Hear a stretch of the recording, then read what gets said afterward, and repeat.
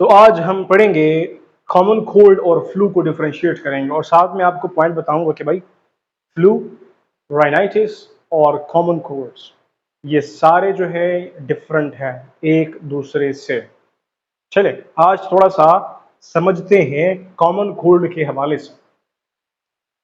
इसको स्टार्ट करेंगे इंट्रोडक्शन से, फिर उसके बाद हम आएंगे पैथोजेनेसिस की तरफ, फिर उसके बाद हम ट्रीटमेंट की तरफ आएंगे और साइन सिम्टम्स भी इसमें हो जाएगा। तो ये हमारा डिस्कशन होगा आज का।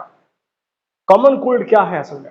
ये आपका जो अपर रेस्पिरेटरी ट्रैक है इसका एक इन्फेक्शन है और जो कि होता है वायरस के हवाले से। मेनली नाउन है राइनो वायरस और कुछ और भी वायरसेस हैं जो इस डिजीज को कॉज करते हैं कॉमन कोल्ड को। ओके वेल, अगर हम बात करें बच्चों के हवाले से और अडल्ट के हवाले से, एडल्ट्स जो है वो 2 to 3 कॉमन कोल्ड्स जो है वो देख सकते हैं पूरे ईयर में, पूरे साल में। Okay 2 to 3।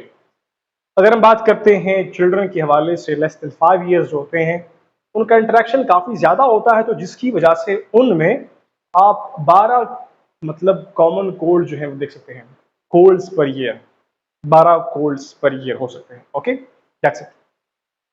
अब यहाँ पर एक गलती होती है जो फिजिशियंस और फार्मासिस्ट करते हैं, इसको नोट पॉइंट नहीं करते हैं, मतलब पिन पॉइंट नहीं करते, इसको नोट नहीं करते। वो क्या है? यहाँ पर ये एक वायरस है जो एक डिजीज कॉज कर रहा है, लेकिन हमारे डॉक्टर्स, फिजिशियंस एंड फार्मासिस्ट वो क्या करते हैं, वो यहाँ पर एंटीबायोटिक्स भी साथ में देते हैं। भाई लोग, अपर रिस्पिरेटरी ट्रैक इन्फेक्शन है और ये सेल्फ लिमिटिंग भी है।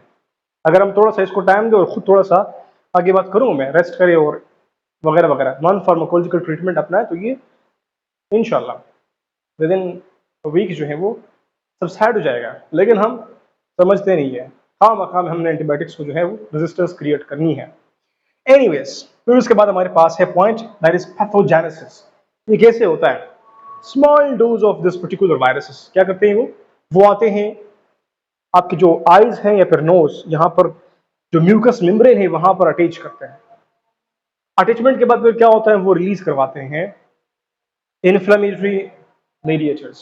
ये इन्फ्लेमेटरी मीडिएटर्स जो हैं इनका काम क्या होता है?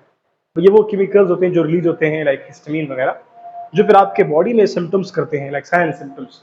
और याद रखिए रिगार्डिंग कॉमन कोल्ड, ये बात आप प्रोजेशन करी, यही पॉइंट है जो इसको डिफरेंशिएट करता है फ्लू से। ओके, फ्लू से इसको डिफरेंशिएट करता है, वो है sneezing, rhinorrhoea, sketchy thought. Scratch thought मतलब आपका जो थॉट होगा वो स्केच टाइप होगा, आप जानते होंगे इस कॉमन कोल्ड से आपको ये फील हो गया होगा। ड्राई कफ हो सकता है, ये प्रोग्रेसिव है ना। पहले स्टार्टिंग जो होती है वो विद इन 8 to 12 आवर्स जब आपको सामना हो गया होता है, तो ये 8 to 12 आवर्स मतलब काफ़ी ज़्यादा टाइम है वो लगता है। उसके बाद जो है आपको स्नीजिंग आएगा, आपको राइनोरिया होगा, आपका स्क्रैची थॉट होगा और ड्राई कफ होगा। ये पीक पकड़ सकता है 3 से लेकर के 5 दिन के अंदर। फिर उसके बाद जो है ये 7 दिन या फिर 2 हफ्ते तक ये एक्सीड कर सकता है। Regarding treatment point of view अगर हम बात करें, ट्रीटमेंट मैंने बताया नॉन फार्माकोलॉजिकल और फार्माकोलॉजिकल है। अगर आप थोड़ा सा टाइम देंगे, अपनी बॉडी को खुद से थोड़ा सा मोटिवेट करेंगे भाई कि आप सही हो, रेस्ट करोगे, फ्लूइड इंटेक ज़्यादा करोगे और ह्यूमिडिटी इन्वायरमेंट में रहोगे, थोड़ा सा ह्यूमिडिटी होगा, तब आपके जो ये सिम्टम्स है वो भी सबसाइड होंगे और आप खुद ब खुद थोड़े से बेदार हो जाएंगे। क्यों? ये एक सेल्फ लिमिटिंग वायरल वो है, वायरल इन्फेक्शन है। ओके, अगर आप लोग कहते हैं कि नहीं हमारी बॉडी को हम लोग नहीं करना है, खुद से हमने ट्रीटमेंट करनी है, फिर उसके बाद हम सिम्टोमेटिक ट्रीटमेंट करते हैं भाई कौन सा यहाँ पर फंक्शन खराब हो रहा है, जो सामने है सिम्टम्स में कौन सा वर्स कंडीशन है, तो उसके मुताबिक फिर मेडिकेशन इंडिकेट किए जाते हैं, जिसके लिए आपने एक्सपर्ट फार्मासिस्ट, एक्सपर्ट फिजिशियन को ढूंढना होगा, जो फिर आपको जो है प्रॉपर डोज में देंगे medicine. Remember guys, the very big mistake जो फिजिशियंस एंड फार्मासिस्ट करते हैं वो डोज को नहीं देखते हैं। ज़्यादा डोज इस्तेमाल करने से आपको पता है कि इसमें एंटी हिस्टामिन में करते हैं, उनमें से खास तौर पर सिट्रोजिन के हवाले से जो कि बच्चों के भी इंडिकेटेड किया जाता है। ये अगर इसकी डोज जो है वो ऊपर जाती हैं तो आप लोग जानते होंगे जितनी मेडिकेशन है उनकी डोज अगर ऊपर नीचे जाती हैं तो उससे काफ़ी डिफरेंट किस्म के जो है वो परेशानियों का सामना फिर करना पड़ता है, आपकी बॉडी को भी और आपको भी और आपकी फैमिली को।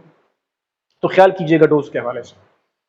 तो यहाँ तक बातें होगी रिगार्डिंग कॉमन कोल्ड और एक पॉइंट फ्लू के हवाले से हो गया। याद रखिए फ्लू, कॉमन कोल्ड्स और राइनाइटिस, ये तीनों जो हैं ये डिफरेंट हैं एक दूसरे से। वो थ्रू साइन एंड सिम्टम्स हम इसको डिफरेंशिएट कर लेते हैं। बाकी ट्रीटमेंट के हवाले से हर एक का अपना एक प्रोटोकॉल है, उसको फॉलो किया जाता है। ये एक सिंपल सा बेसिक इन्फॉर्मेशन था जो मैंने आपको दिया। आई होप आपको समझ आ गया। क्वेश्चन है, कन्फ्यूजन है, क्लास का comment box and thank you for watching doctor UUT lectures.